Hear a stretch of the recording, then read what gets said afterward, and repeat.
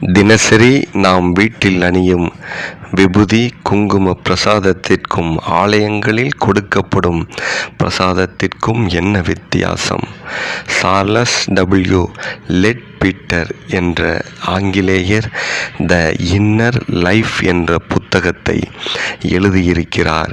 India முழுவதும் உள்ள ஆன்மீக தலங்களை சுற்றி பார்த்த அவர் தனக்கு ஏற்பட்ட விந்தையான அனுபவங்களை விவரிக்கிறார்.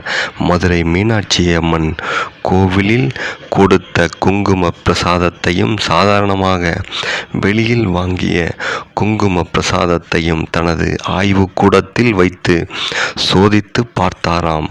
அந்த சோதனையின் முடிவு அவரை பெரும் வியப்பில் ஆழ்த்தியிருக்கிறது. காரணம், வெளியில் வாங்கிய குங்குமத்தில் எந்த மாற்றமும் இல்லை. ஆனால்